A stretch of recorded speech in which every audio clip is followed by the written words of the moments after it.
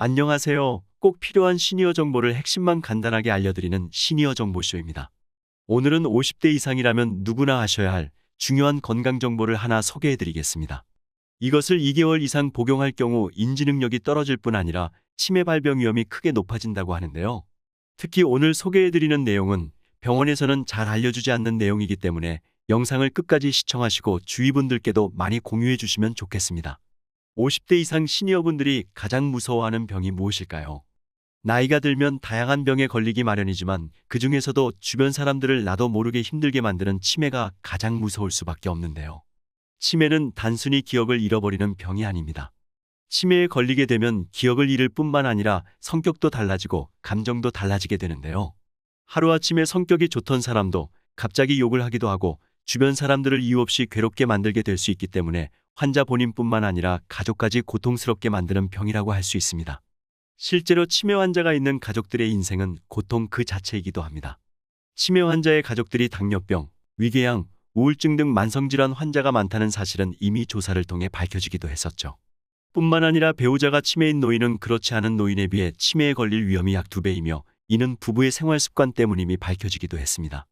이처럼 많은 분들이 치매 예방을 위해 영양제나 좋다는 음식도 드시고 운동도 열심히 하고 계실 텐데요.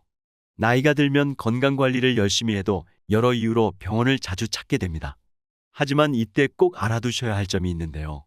일상생활 중에 염증성 질환이나 감기 등으로 인해 병원에서 항생제를 처방해 주는 경우가 있습니다. 이때마다 우리가 항상 듣게 되는 말이 있는데요. 바로 처방받은 약은 아프지 않더라도 꼭 끝까지 먹어야 한다는 말입니다. 상식적으로 항생제를 많이 쓰면 내성이 생겨서 안 좋다고 하는데 왜 약을 끝까지 먹으라고 하는 걸까요? 사실 세균에 의한 염증성 질환으로 인해 항생제를 처방받는 경우 항생제를 먹으면 세균들이 죽게 되어 며칠이 지나면 증상이 없어지게 됩니다. 이로 인해 완전히 회복됐다는 생각이 들게 되죠. 하지만 항생제를 먹으면 동시에 항생제 내성균들이 생겨나게 되고 이 균들은 아직 살아있는 상태로 남게 됩니다. 이때 항생제 복용을 중단하지 않고 끝까지 먹어야 아직 살아있는 항생제 내성균들을 죽일 수 있게 되는 것이죠. 여기까지는 처방받은 항생제를 이미 먹기 시작한 경우라면 끝까지 드셔야 한다는 내용이었는데요. 하지만 정말 어쩔 수 없이 항생제를 먹어야 하는 경우가 아니라면 복용을 다시 한번 고려해보는 것이 좋을 것 같습니다. 최근 하버드대 연구팀은 중년 여성의 항생제 복용이 훗날 인지 능력에 미치는 영향을 알아보기 위해 연구를 진행했는데요. 그 결과 우리가 무심코 병원에서 처방받아 먹었던 항생제를 2개월 이상 복용한 그룹은 그렇지 않은 그룹에 비해 인지 능력이 저하된 것으로 나타났고 뇌가 또래에 비해 3년에서 4년 더 노화되어 치매 등 인지 능력 관련 질환의 위험이 더 커진 것으로 나타났습니다. 연구팀은 이에 대해 장기적 항생제 복용으로 장내 미생물의 변화가 오고 이것이 뇌에 영향을 미쳐 인지 능력이 저하된 것으로 보인다고 설명했는데요. 그렇다면 이렇게 장점과 단점을 모두 가지고 있는 항생제를 어떨 때 복용하고 어떨 때 복용하지 말아야 할까요? 감기에 걸려서 병원을 가본 분들이라면 항생제가 포함된 약을 처방받아 본 경험이 있으실 텐데요. 사실 감기는 원인 바이러스만 수백 종이기 때문에 치료약이 없습니다. 그럼에도 불구하고 조사에 의하면 감기 환자 10명 중 4명은 항생제 처방을 받은 것으로 나타났는데요. 이런 과다 처방은 OECD 국가들 중 크게 높은 수준이라고 합니다. 식약청은 이에 대해 감기 환자가 급속히 늘고 있지만 일반 소비자가 알고 있는 것과 달리 감기에는 항생제가 필요하지 않다고 지적했습니다. 감기는 바이러스에 의한 상기도 감염으로 보통 1에서 2주 이내에 자연적으로 치유되기 때문에 항생제를 복용할 필요가 전혀 없다는 것이죠. 항생제를 필요 없이 자주 쓰면 세균이 죽지 않고 항생제의 내성이 생길 위험이 커지게 되는데요. 이런 항생제 내성은 사람 몸에 생기는 것이 아니라 병원성 세균에 생기게 됩니다. 항생제의 내성이 생긴 균에 감염되는 경우 항생제가 잘 듣지 않아 치료가 어려워지고 이로 인해 더 강력한 항생제를 쓰는 악순환이 반복되게 되는데요.